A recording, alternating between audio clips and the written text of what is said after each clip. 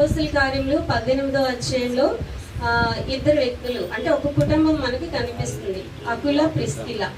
అకుల అనగా మనకి అర్థం ఏంటంటే పక్షిరాజు అని అర్థం ఉంది. అలాగే ప్రిస్కిల్లా అంటే ప్రాచీనమైన లేదా పురాతనమైన సాంప్రదాయమైన అని అర్థం ఇచ్చినటువంటి వాక్యం అనమాట. ఆమె పేరునకు అర్థం. అయితే అకుల, ప్రిస్కిల్లా ఎంతో ప్రత్యేకమైన వ్యక్తులుగా మనం గుర్తించవచ్చు. ఇక్కడ మనం చూస్తే అకుల, ప్రిస్కిల్లా గురించి పరిశుద్ధ గ్రంథంలో 6 సార్లు రాయబడి ఉన్నట్లు మనం బైబిల్లో చూడవచ్చు. ఈ అకుల, ప్రిస్కిల్లా దేవునికి ఎంతో ప్రాధాన్యత ఇచ్చేవారుగా మనం గమనించవచ్చు. వీరు పొంతు వంశం గలవారని, అలాగే యూదా వంశంలో నుండి యూదా జాతికి చెందిన వారని మనం వాక్యం ద్వారా అర్థం చేసుకోవచ్చు. అయితే వీరి గురించి మనం ఎంతో స్పష్టంగా అంటే వీరి ఆత్మీయ స్థాయిని బట్టి వీరికి పరిశుద్ధ గ్రంథంలో ఎంతో ప్రాధాన్యత ఇచ్చినట్లు మనం చూస్తూ ఉన్నాం అన్నమాట. ఇక్కడ ప్రిస్కిల్లా గురించి ఆలోచన చేస్తే ఈమె వృత్తి అంటే వీరి కుటుంబం యొక్క వృత్తి ఏంటంటే డేరాలు కొట్టే వృత్తి. ఈమె తన భర్తతో కలిసి ఎంతో చక్కగా పనిలో సహకరించే వ్యక్తిగా మనం గమనించవచ్చు. అయితే ఇక్కడ మనం చూస్తున్నాము ప్రిస్కిల్లా దేవుని పరిచర్యను మిక్కిలి ఆసక్తితో చేసిన గొప్ప స్త్రీగా మనం గుర్తించవచ్చు. ఎందుకు ఈ మాటలు చెప్తున్నాను అంటే ఒక స్త్రీ పరిచర్యలోను అలాగే పనిలోను ముందుకు వెళ్ళాలి అంటే మొట్టమొదటిగా దేవునికి లోబడాలి, తర్వాత తన భర్తకు లోబడాలి. అలా చేయటం వల్ల పరిచర్యలో సక్సెస్ఫుల్ లైఫ్ అనేది చూడగలుగుతారు. ఎవరైతే దేవునికి లోబడతారో వారిని దేవుడు కూడా హెచ్చిస్తాడు అని మనం నమ్మవచ్చు. ఇక్కడ వీరు స్వార్థరహితమైన పరిచర్య ద్వారా ఆదిమ సంఘాల్లో గొప్ప ఉద్యమం రావడానికి కూడా వీరు కారణమయ్యారనమాట. ఇంకా మనం చూస్తే అపోస్తులైన పౌలు ప్రిస్కిల్లాకి అలాగే అకులాకి ఇచ్చిన సాక్ష్యం ఏంటంటే వీరు అంటే పౌలును చేర్చుకున్నారు కదండి, పౌలుతో కలిసి పరిచర్య చేశారు.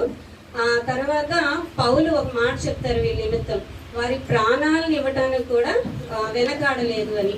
నిజంగా ప్రభువుని ఎంతో ఘనపరిస్తే తప్ప దేవుడి కొరకు ప్రాణం పెట్టాలి అన్న ఆలోచన అనేది రాదు. ఇక్కడ మనం చూస్తే అపోస్తులైన పౌలును అకుల, ప్రిస్కిల్లా చేర్చుకున్నారు. ఎలాంటి పరిస్థితుల్లోనంటే క్లౌదియా చక్రవర్తి అక్కడ ఒక ఆజ్ఞ ఇచ్చారు. ఏమని? ఇక్కడ రోమాను విడిచి కొరింథీకి వెళ్ళిపోండి అంటే రోమాను విడిచి వెళ్ళిపోమన్నారు.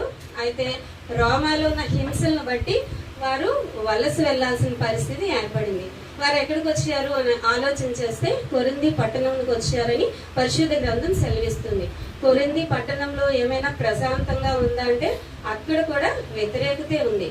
అయినప్పటికీ కూడా వాళ్ళు దేవుని పని నిమిత్తం, దేవుని సువార్త నిమిత్తం కొరింథీ పట్టణానికి వచ్చారు. కొరింథీ పట్టణంలో కూడా వ్యతిరేకత ఉంది. ఎందుకు అని మనం ఆలోచన చేస్తే ఆ కింద వచనం 4వ వచనంలో ఏముంది అంటే అపోస్తులైన పౌలు యేసుక్రీస్తు గురించి అక్కడ తర్కించే పరిస్థితి మనం చూస్తున్నాం. యేసే క్రీస్తు అని ప్రకటించడానికి ఈ రోజుల్లో ఎలా అయితే వ్యతిరేకత ఉందో అప్పుడులో కూడా చాలా వ్యతిరేకత ఉంది.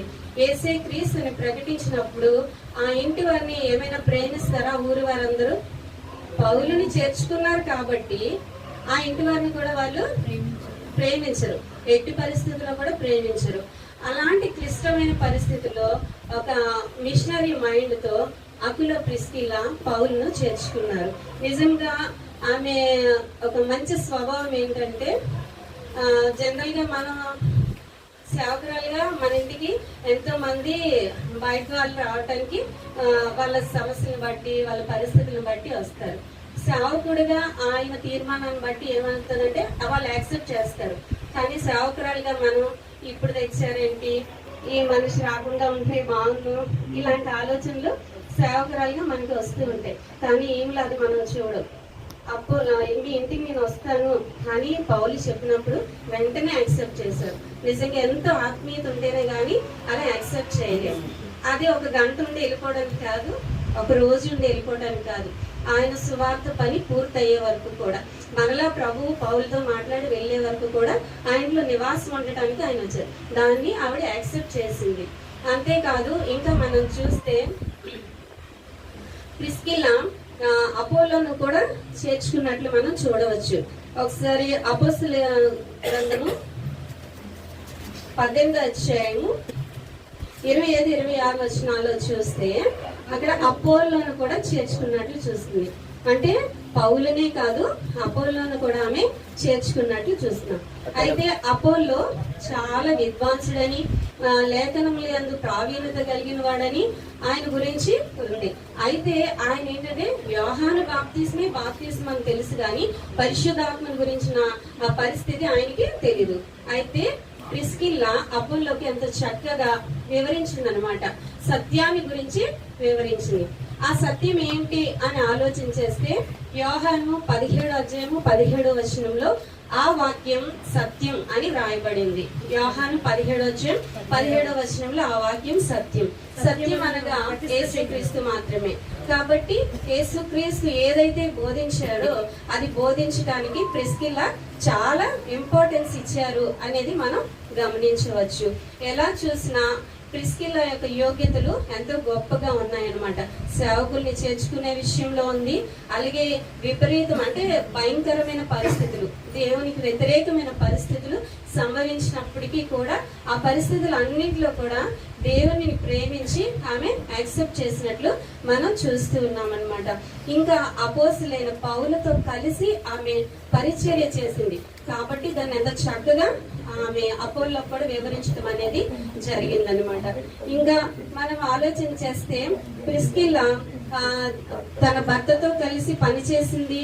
అలాగే ప్రిస్కిల్లా తను సేవకుల్ని ఆహ్వానించే విషయంలో కూడా ఎంతో చక్కగా తను దైవజనులు కూడా సన్మానించింది.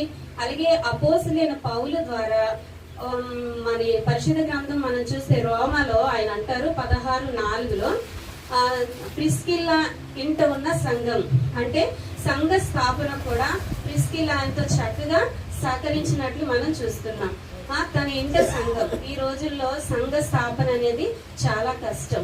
ఎందుకు అంటే ఒక కుటుంబాన్ని రక్షించడం లేదా ఒక వ్యక్తిని ప్రభు దగ్గరికి నడిపించడం అనేది ఎంతో కష్టం. అలాంటిది సంఘ స్థాపన అనేది సామాన్యమైన విషయం కాదు. అలాంటిది తన ఇంట ఒక సంఘ స్థాపన అనేది జరిగిందనమాట. సంఘ స్థాపనకు ఆమె అవకాశం అంటే వారి జీవితాన్ని ప్రభువుకే ఇచ్చారు. ఎందుకు అంటే మనం సంఘంలో ఎన్నో సమస్యలు ఉంటాయి, ఎన్నో కష్టాలు ఉంటాయి, ఎంతో మంది వాళ్ళ దగ్గరికి వస్తూ ఉంటారు. వాళ్ళు బలపరచాలి, దాయపరచాలి, ఆత్మీయంగా వారిని ఉజ్జీవపరచాలి. ఇవన్నీ కూడా సంఘ నాయకులు ఎవరైతే ఉన్నారో వాళ్ళు ఖచ్చితంగా చేయాల్సిన బాధ్యత అనమాట. ఇవన్నీ కూడా అకుల ప్రిస్కిల్లా ఎంత చక్కగా వారి పనిని నెరవేర్చారు అని మనం చెప్పవచ్చు అని నేను అనుకుంటున్నాను. తర్వాత చరిత్రలో కూడా ఏముంది అని ఆలోచన చేస్తే అకుల ప్రిస్కిల్లా చరిత్రలో మొట్టమొదటి మిషనరీలుగా వారు రావడం అనేది జరిగిందనమాట. వాళ్ళు అంటే వ్యతిరేకతల మధ్యలో దేవుని సేవ చేశారు. తర్వాత ఏమిటంటే సేవకుల్ని చేర్చుకునే విషయంలో ఎంతో నమ్మకస్తులుగా ఉన్నారు. సంఘ స్థాపనకి ఎంతో సహకారంగా ఉన్నారు. అపోస్తులైన పౌలు ద్వారా వీళ్ళు ప్రభు పని నిమిత్తం ప్రాణం పెట్టడానికి కూడా సిద్ధపడిన వారిగా మనం చూస్తున్నాం. ఈ రోజుల్లో మనందరం కూడా అపోస్తులైన పౌలు దగ్గర ఎట్లా అయితే అకుల ప్రిస్కిల్లా సాక్ష్యం పొందినారో అట్లాంటి సాక్ష్యం మనకి కూడా ఉంటే ఎంత బాగుండు అనిపిస్తుంది కదా. నిజంగా మిషనరీ పరిచర్య చాలా కష్టతరమైంది. ఎందుకంటే వారిని ఎవరు ఆదరించేవారు ఉండరు, ఎవరు ప్రేమించేవారు కూడా ఉండరు. ఒక్కొక్కసారి అంటే సేవలో ఉన్నాం కాబట్టి మీతో చెప్తున్నాను, ఒక్కసారి ఒంటరితనాన్ని కూడా మనం అనుభవిస్తాం. ఎవరు ఆదరించేవాళ్ళు ఉండరు, నేనున్నాను మీకు పర్వాలేదని చెప్పేవాళ్ళు ఉండరు. కానీ పరిస్థితులు ఎలా ఉన్నా దేవుడు మాత్రం ఎప్పుడు విడిచిపెట్టడు. ఎప్పుడైతే ఆయన గణపరుస్తామో, ఎప్పుడైతే ఆయన మీద ఆధారపడతామో, ఎప్పుడైతే ఆయన ఆనుకొని నడుస్తామో అన్ని పరిస్థితుల్లో మనకి చాలిన దేవుడు ఆయన మన పక్షాన నిలవబడతాడు అనమాట. ఇంత గొప్ప దేవుడిని కలిగిన మనం ఇంకా అనేకులకు సాక్షులుగా గొప్ప కార్యాలు దేవుని పక్షాన్ని చేసేవారుగా మనం ఉండాలని ప్రభు పేరిట మనం చేస్తూ ఉన్నాను.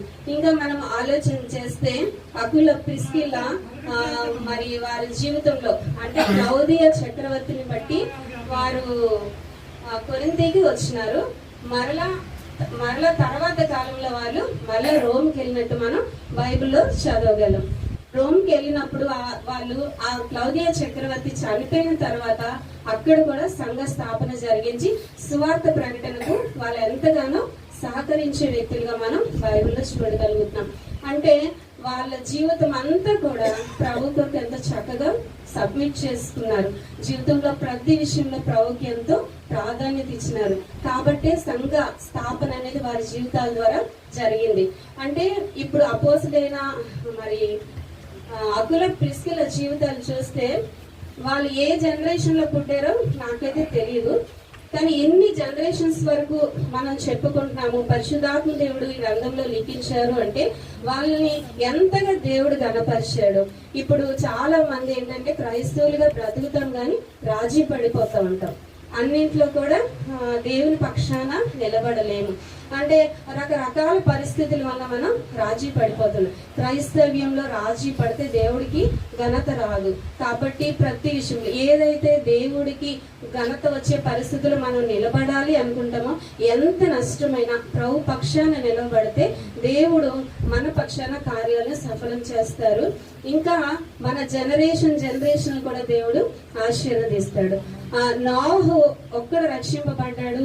నోహ జీవితాన్ని చూస్తే ఎంతో ఆశీర్వాదం, ఎన్నో హేళన, ఎంతో అవమానం, నింద. అంటే ఏ ఆధారం లేకుండా వాడ కడుతుంటే అందరూ వచ్చి చాలా ఎగతాలు చేస్తారు కదా. వర్షం పడుతుందంట, వాడ కడతాడంట, ఈయన ఒక్కడే వెళ్తాడంట, మనల్ని కూడా రమ్మని, మీరు ఎక్కడేం జరిగేదేనా అని ఆలోచన చేస్తారు కదండి. అప్పుడు ఎన్న ఎగతాళి, ఇప్పుడు కూడా అలాంటి ఎగతాళి ఉంది. కానీ అప్పుడున్న దేవుడే ఇప్పుడు ఉన్నాడు. రాజీ పడని జీవితాన్ని జీవించినప్పుడు, దేవుని పక్షాన్ని నిలబడినప్పుడు అనేక పరిచర్యలు చేయడానికి దేవుడు ద్వారాలు తెరుస్తాడనమాట. కాబట్టి మనం అకుల ప్రిస్కిల్ల వలె మనం జీవించాలి. రాజీ పడని జీవితం నోహ వలె జీవించాలి.